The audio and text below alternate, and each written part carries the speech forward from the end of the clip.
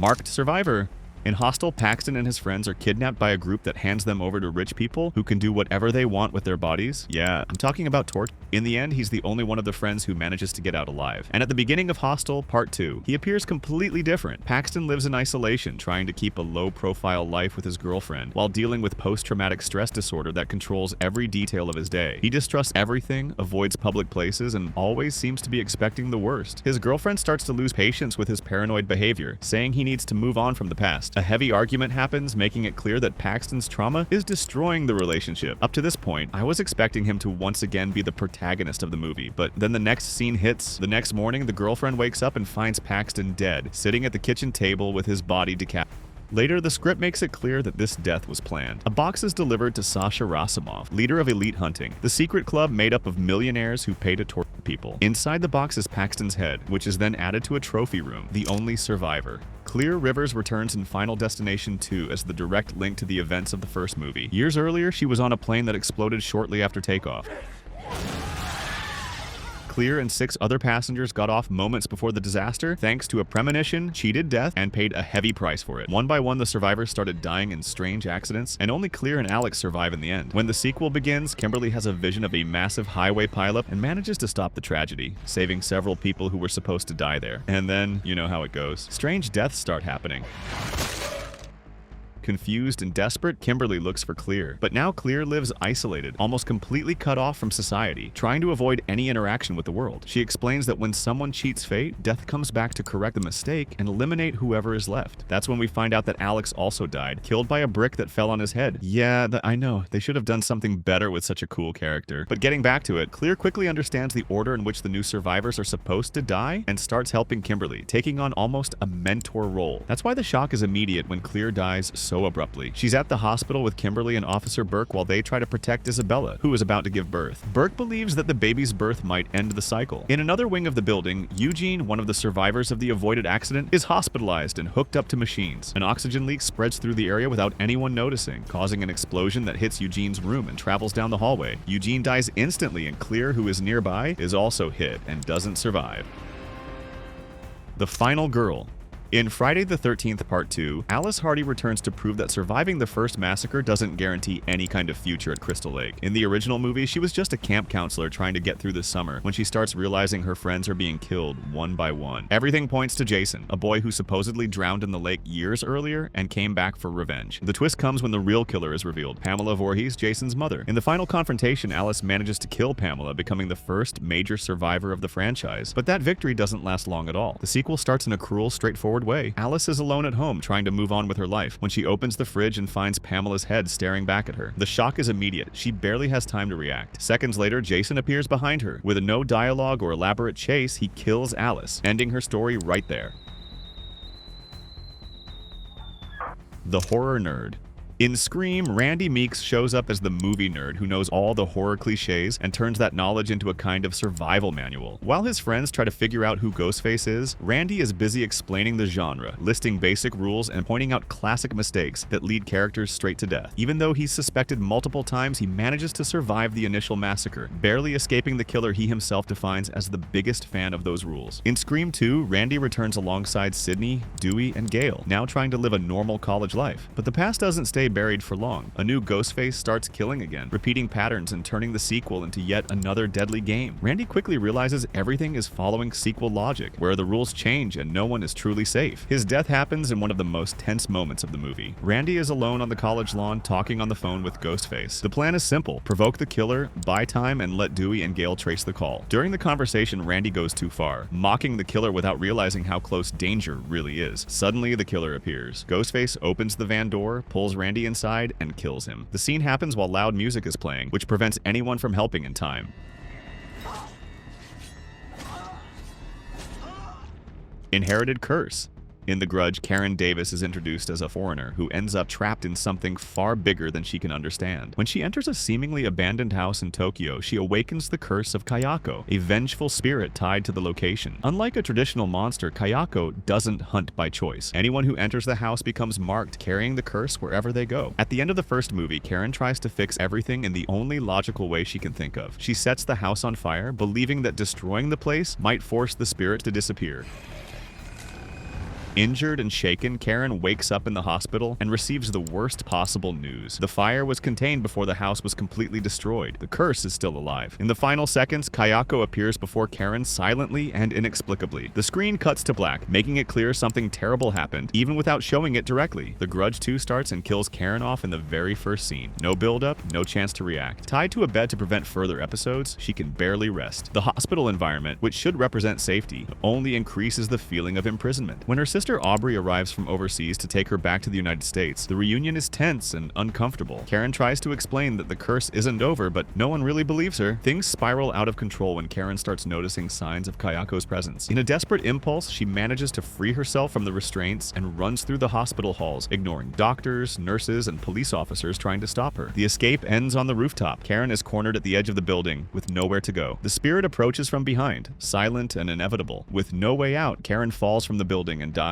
From that point on, the focus of the story shifts to Aubrey, Karen's sister, who inherits the weight of the trauma and becomes the new protagonist, the apprentice of evil. In the first Saw, Amanda Young appears as the only known person to survive one of Jigsaw's traps. Trapped in the famous reverse bear trap, Amanda has to kill a sedated man to find the key hidden inside his body. She survives but comes out of it completely changed. After that, Amanda comes to deeply believe in John Kramer's philosophy. For her, the test wasn't just punishment, it was something that gave her life meaning and helped her deal with drug addiction. That devotion brings her closer to John, turning her into his protege and later his direct accomplice in creating the games. In Saw 2 and especially Saw 3, Amanda is no longer a traumatized survivor but an active part of the system. The problem is that Amanda doesn't believe in redemption. Unlike John, who believed his victims had a real chance to change, she starts creating traps that are impossible to escape. For Amanda, no one learns and no one deserves a second chance. In Saw 3, that conflict explodes. While John is on the brink of death, Amanda gives in to jealousy and rage. She points a gun at Dr. Lynn Denlin, who was kidnapped and forced to keep Jigsaw alive, and ends up shooting her.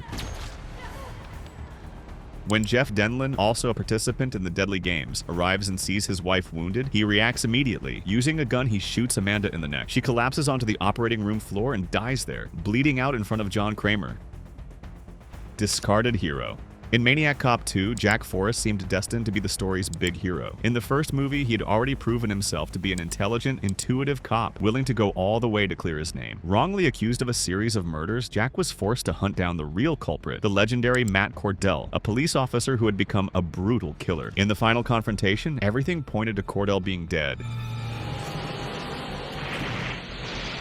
and the threat finally being over. The sequel begins with exactly that sense of a job well done. Jack is now seen as a public hero, someone who saved the city from the terror of the Maniac Cop. He believes it too. When rumors of new murders connected to Cordell start circulating, Jack completely ignores them. To him, it's nothing more than collective hysteria or coincidence. Cordell is dead. The nightmare is over, but the movie quickly proves otherwise. Cordell returns more violent and practically unstoppable, now with an almost supernatural presence. In one of the most unexpected scenes in the franchise, Jack is relaxed, stops at a newsstand, and starts reading when he's attacked from behind. No chase, no build-up. The Maniac Cop appears and fatally stabs him. The scene shocks not just because of how fast it happens, but because of the weight of the character. The Cursed Escape.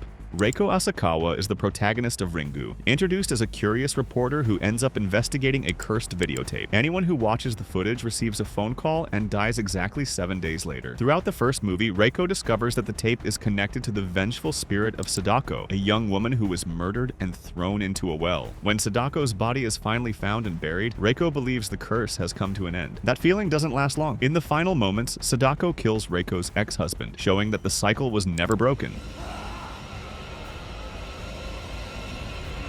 Even so, Reiko survives and saves her son, becoming one of the few people who managed to outsmart the entity for so long by making a copy of the tape and passing it on, since she discovers that the only way to survive is to copy the tape and have someone else watch it. In Ringu 2, the situation changes completely. Reiko disappears without a trace, leading everyone to believe she died. Over time, it's revealed that she went on the run with her son Yoichi, trying to protect him at all costs. The problem is that Yoichi begins to develop psychic abilities similar to Sadako's, drawing even more attention to them. Hunted by the police and increasingly cornered, Reiko lives under constant tension. In a desperate attempt to escape, she crosses a busy road. The moment is fast and cruel. A truck appears with no chance to react and hits Reiko, killing her instantly. After surviving the tape, the curse, and the vengeful spirit, Reiko isn't taken by Sadako, but by a common accident. Discarded heiress. Jamie Lloyd seemed destined to become the new face of the Halloween franchise. Introduced as a child, she carried a direct connection to Michael Myers and took on a leading role in the previous films. By the end of those stories, everything pointed to Jamie, Jamie, now older, being set up as the ultimate final girl, someone capable of facing the evil that had haunted her family from the very beginning. But the curse of Michael Myers chooses a different path. The movie starts off already confused, introducing ideas that completely change the tone of the franchise. In the middle of this narrative chaos, Jamie gives birth to a child and runs away. The baby becomes Michael Myers' target. She is then captured by Michael and killed in a fast, brutal way, being impaled with no chance to react, and Michael never finds the child. Repeated guilt. Cotton Weary has always been one of the most tragic figures in the Scream franchise. In the first movie, he's introduced as the man wrongly accused of the rape and murder of Sidney Prescott's mother. Even though he's innocent, Cotton spends years in prison, carrying the weight of a crime he didn't commit. When he's finally cleared, everything suggests he could move on with his life, far away from Ghostface's chaos. In Scream 3, things seem to be getting better. Cotton becomes a celebrity, hosts a TV show, and enjoys a level of fame he never had before. Right at the opening of the movie, he appears confident and comfortable in the spotlight, as if he's finally left the past behind. But in a franchise like this, peace never lasts long. It all starts with an anonymous phone call. At first, the voice on the other end sounds seductive, almost playful. Little by little, the tone changes and the classic Ghostface voice takes over. He wants to know where Sidney Prescott is, the final girl from the first movie whom Cotton helped save in the sequel. Cotton refuses to give any information. The killer threatens to murder Christine, Cotton's girlfriend, who's alone at home. Desperate, he runs to try to save her. Ghostface's plan is even more cruel than it seems. Using a voice changer, the killer imitates Cotton's voice while terrorizing Christine. Who is it? Who's there? Christine? Hon, you alright? When Cotton arrives, she panics, tries to attack him, and believes he's responsible for everything. Before he can explain, the real Ghostface appears behind her. Cotton tries to warn Christine, but there's no time. She's killed. Cotton fights Ghostface, but he's killed as well. Now, you lose. Final Courage. In it, the story follows a group of kids who band together to face Pennywise, an entity that feeds on fear and returns to attack the town of Derry every 27 years. Among them is Stanley, who survives the first movie, but at the beginning of part 2, takes his own. Another member of the group is Eddie, a hypochondriac dependent on his asthma inhaler and raised by an overprotective mother. He grows up believing the world is dangerous and his own body is fragile. Even so, Eddie never leaves his friends behind. As a child, he faces Pennywise, even while shaking with fear. As an adult, Eddie returns to Derry to fulfill the oath made in childhood. His life hasn't changed as much as it seems. He's married to a controlling woman very similar to his mother, showing how his traumas were never fully resolved. In the final confrontation, the Losers Club descends into the sewers to face Pennywise once and for all. The battle is chaotic, and in one of the most intense moments, Eddie tries to save Richie from being killed by using a metal bar to strike Pennywise in the mouth. He believes he's defeated the creature, but ends up being impaled. His sacrifice strengthens the group and helps weaken Pennywise. For Richie, the impact is devastating, revealing a love that was never spoken. Eddie dies proving that courage isn't the absence of fear, but acting in spite of it. Return without light. In The Descent Part 2, Sarah Carter returns to prove that escaping hell doesn't always mean you're safe. In the first movie, she was part of a group of women who went cave exploring and ended up trapped in an underground system inhabited by cannibalistic creatures known as crawlers. In the original British version, the story ends with Sarah cornered, suggesting her death was inevitable. In the American version, she escapes, which opened the door for a sequel. The sequel begins with Sarah emerging from the depths completely traumatized and with no memory of what happened below. Authorities doubt her story and begin treating her as a suspect in her friends' deaths. With no other options, Sarah is forced to return to the cave with a rescue team. Once inside the underground labyrinth, Sarah discovers something unexpected. Juno, the friend she believed she left to die, is still alive. Driven by guilt and searching for some form of redemption, Sarah tries to save her from the crawler leader. The plan fails, but she refuses to let Juno's sacrifice be meaningless. In one last desperate act, Sarah draws the creatures toward herself, creating a chance for Rios, one of the rescue team members, to escape. The gesture seems heroic, but it doesn't change fate. Rios is attacked outside and thrown back into the cave. Trapped again, she meets the same brutal end as Sarah, sealing a cycle of inescapable horror. Stolen future.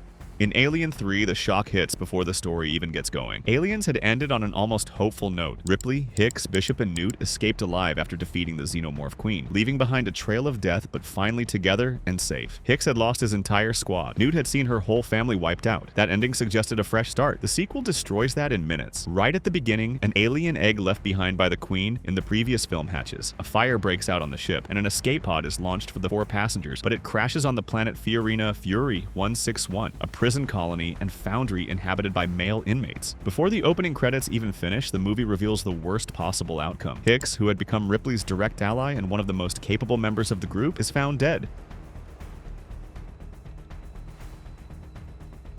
Newt, the child who survived alone for weeks surrounded by monsters, doesn't make it either. That sense of victory built in Alien completely disappears. Ripley wakes up alone once again, surrounded by strangers, carrying a silent guilt. What once felt like a story about survival turns into something far crueler.